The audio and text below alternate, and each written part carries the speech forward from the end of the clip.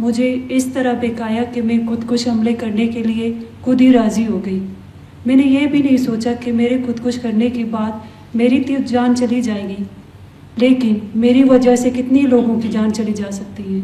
मैंने इसे कुछ भी नहीं सोचा। मुझे बहुत बहकाया गया। मुझे अपनी गलती का एहसास तब हुआ जब मैं पहाड़ों पे गई। उधर जाके मैंने देखा, मैंने वहाँ जाके मैंने अपने घर वालों को भी नहीं बताया। मैंने अपने घर वालों की इज्जत भी नहीं देखी। वहाँ पे जाके ऐसे सख्त हालात थे। मुझे ये बताया गया कि वहाँ पर आपको एक नई ज़िंदगी मिल जाएगी, लेकिन वहाँ ऐसा कुछ भी नहीं था। वहाँ पर ऐसे सख्त हालात थे, इनके ऐसे सख्त रवैया था। ये वहाँ पर मैंने ऐसे नौजवान भी देखे कि इनके वो भी ऐसे बिकाए हुए थे और लोगों के हाथ में भी ऐसे बंदूक थे। ये लोग ऐसे गलत बातें करवा के उनको भी लेके से गए थे। ये जो आजकल का तासुर है कि बलोच ख्वातीन अपनी मर्जी से खुदकुश करती, ये बात गलत है। मैं खुद एक चश्मदीद गवाह हूँ। मैंने खुद देखे ये लोग ब्लैकमेलिंग करके लेके जाते हैं, वर्गला के लेके जाते हैं।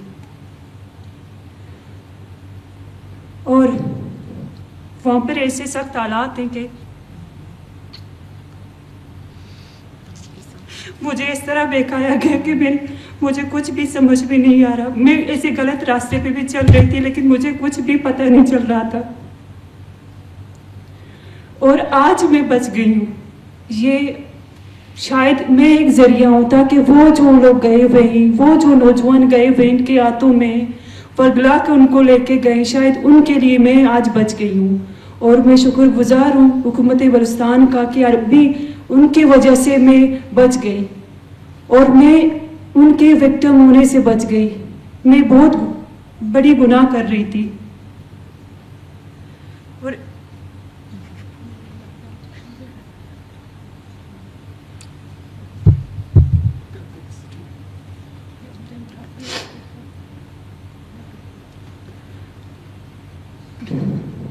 मैं आज सर्वाइवर हूँ। मैं बच गई हूँ। इनके नाकाम इरादों से मैं बच गई। और आखिर मैं ये नसीहत देना चाहती हूँ कि इस तरह के लोगों के बातों पे कभी भी नहीं आओ। ये लोग अपने मकसद के लिए इस्तेमाल करते हैं।